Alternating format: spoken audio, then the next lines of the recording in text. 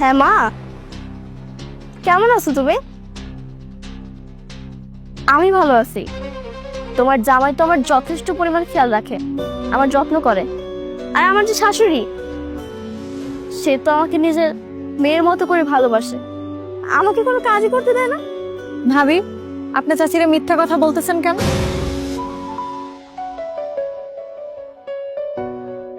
আচ্ছা মা, তুমি যে হঠাৎ করে আমাকে কল দিলা,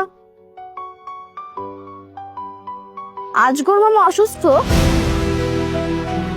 হার্ট অ্যাটাক করছে, ঢাকায় নিয়ে আসছে। আচ্ছা ঠিক আছে, তাহলে তোমাদের জামাই যখন অফিস থেকে আসবে, আমি তাকে বলবো না যে আমি মামাকে দেখতে যাব, আমাকে যেন সে নিয়ে যায়। রাখি মা, তুমি নিজে খেয়াল রেখো। ভাবি, আপনি চাচিরে মিথ্যা কথা বললেন কেন?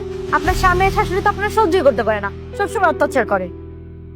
আমি কষ্টে আছি শুনলে আমার মা আমার জন্য চিন্তা করবে, আর আমি যদি বলি যে আমি সুখে আছি, তাহলে আমার মা আমার জন্য আর চিন্তা করবে না, সেও মনে শান্তি পাবে।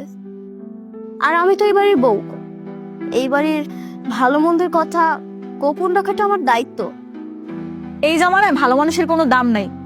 মানুষ যত বেশি ভালো হইব ততই কষ্ট পাই। হয়েছে, এবার জ্ঞানটা একটু কম দাও।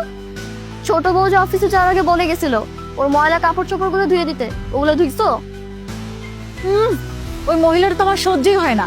আমি কেন ওই ডাইনির কাপড় চোপড় ধুইতে যাবো? আমি পারবো না। তুমি যদি ওই কাপড় চোপড় গুলো না ধো, তাহলে তো আমার দিতে হবে। কেন? আপনি ধুইবেন কেন? তার কাপড় চোপড় যদি না ধোয়া হয়, তাহলে তো সে রাগ করবে। রাগ করলে করুক, তাতে আমার কিছু আসে যায় না। আপনি কি তারে ভয় পান? না, আমি তাকে ভয় পাই না, কিন্তু সে অফিস থেকে আসার পর যদি দেখে তার ময়লা জামা কাপড় গুলো ধোয়া হয় নাই, তাহলে তো সে রাগ হয়ে যাবে, চেঁচামেচি করবে। আর তোমার ভাই গতকালকে রাতের বেলায় আমার রুমে এসে আমাকে বলে গেছে সে নাকি বাড়িতে আর কোনো ঝামেলা চায় না, অশান্তি চায় না, সে নাকি শান্তি চায়। ভাইজান তো নিজেই একটা ঝামেলা বিয়ে করে বাড়িতে নিয়ে আসছে। আমি একখান কথা সাফ সাফ করে দিই, যতদিন ওই ডাইনি এই বাড়িতে থাকবো শান্তি চোখে দেখা লাগবো না।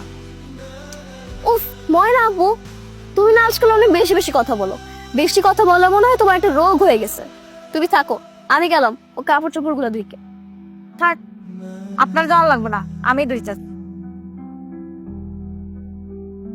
আজকুল আমাকে হাসপাতালে ভর্তি করছে, তাকে একটাবার দেখতে যাওয়া উচিত। আমি তো ঢাকার কোনো রাস্তাঘাটে চিনি না।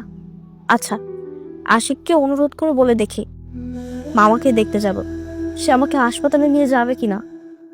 অফিস থেকে আগে ফিরুক, তারপর বলবো।